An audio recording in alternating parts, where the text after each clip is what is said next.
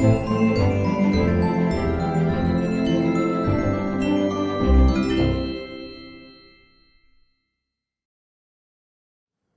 we're going to discuss monopolist competition and trade.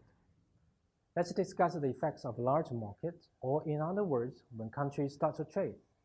It's like increasing the size of the market. They will allow each firm, other things equal, to produce more and thus have lower average cost. This can be represented by a downward shift from CC1 to CC2.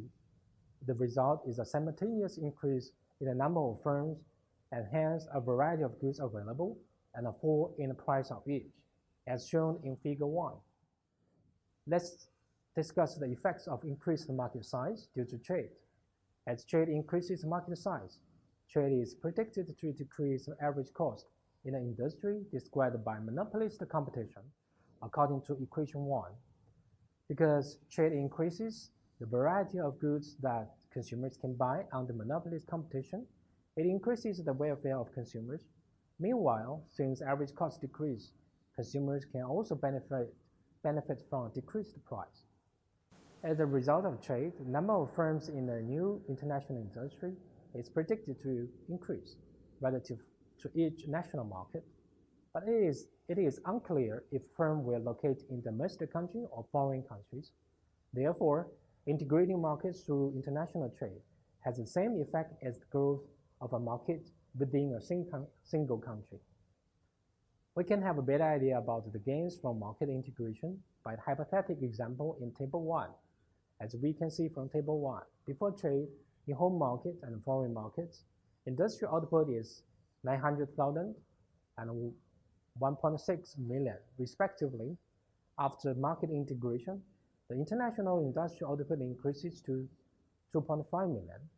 There are 6 firms in the home and 8 firms in the foreign market before trade.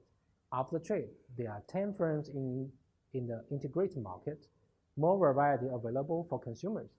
What's more important is that as the output per firm increases, average cost and price decreases.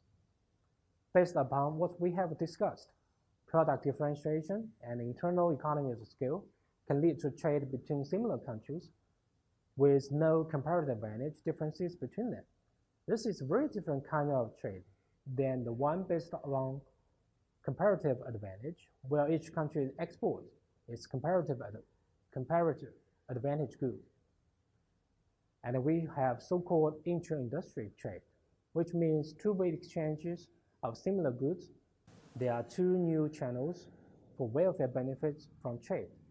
Firstly, benefit from greater variety at a lower price.